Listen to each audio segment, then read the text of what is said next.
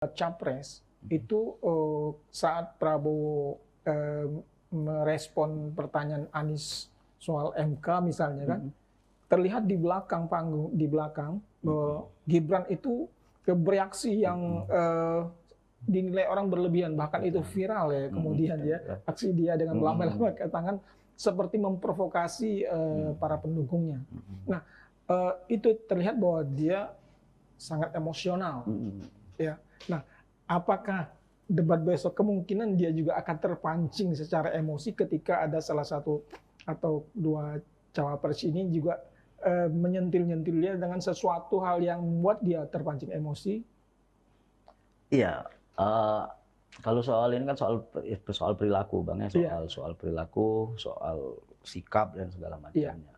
Nah, kalau berbicara soal sikap, mungkin kalau saya kan nggak punya keilmuannya untuk melihat kayak pengamat lain misalnya, ini bahasa tubuhnya misalnya cenderung mengarah kepada A, B, C, D segala macam. Tapi ini akan kita lihat dalam perspektif politik, ini akan menjadi efek yang merugikan sebenarnya.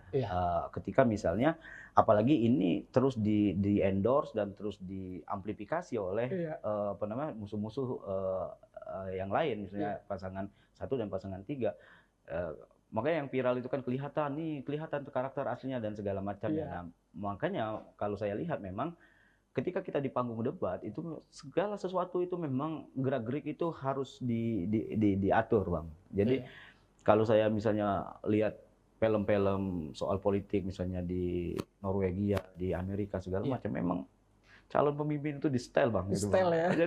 Jadi dipermak dulu, Bang. Jadi kalau duduknya kayak gini, jadi ngomong kayak gini, jangan over nanti. Karena memang secara politik itu ketika misalnya kita bersepakat bahwasanya debat ini akan memberikan dampak yang luar biasa. Setelah debat itu akan memberikan dampak yang luar biasa. Pun tidak mempengaruhi elektabilitas, tapi akan akan ada isu-isu yang muncul dan itu harus dibersihkan oleh pihak yang tertuduh. Kayak misalnya Gibran kemarin lagi kelihatannya mau segala macam, itu kan tim Seslang kan harus membersihkan itu, Bang. Harus menutupi itu. Setidaknya itu kan memberikan pekerjaan baru bagi tim saya, sehingga seharusnya memang ketika memang kita berbicara depan publik itu memang harus diperhatikan segala sisinya gitu. Jadi kayak emosional harus dikendalikan, terus juga ya segala, bahkan kan jam tangan juga kan dilihatin orang, oh ini jam tangannya berapa segala macam kan. Makanya memang ya terkadang memang kita mengaminkan ya tugasnya konsultan politik kita seperti itu harusnya gitu, biar karena harus bisa membaca celah mana yang akan diserang orang dan segala macam. Bahkan ini kan orang kan pasangan yang lain kan bisa mengkonfirmasi ini misalnya ke ahli bahasa tubuh misalnya. Ini apa ini? Ya kan kalau ahli bahasa tubuh kan dia objektif misalnya menjawab, wah ini menunjukkan bahwasanya memang karakter orangnya emosional misalnya. Udah itu digoreng gitu. Makanya memang harus ini mungkin buat catatan mungkin buat tim sesnya dan sebagainya.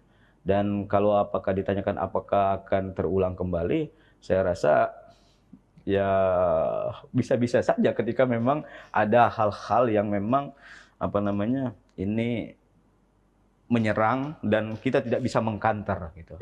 Kalau misalnya kita lihat, kalau ada orang debat itu, kalau orang bisa mengkanter itu kan ketika retoriknya bagus, itu dia tidak perlu emosional. Jadi dia tinggal diatur aja kata-katanya, dikembalikan lagi. Ya itu makanya dalam debat itu kan ada yang disebut dengan counter attack itu kan. Jadi ada serangan balasan agar ketika orang bertanya, kita jadikan pertanyaannya itu sebagai peluru untuk menembak yang mempertanyakan kembali. Nah, mudah-mudahan enggak lah nanti semuanya tidak menunjukkan gestur-gestur yang dianggap publik meresahkan. Dan sampai juga itu mendapat peringatan dari KPU. Iya, betul. Download Tribun X sekarang.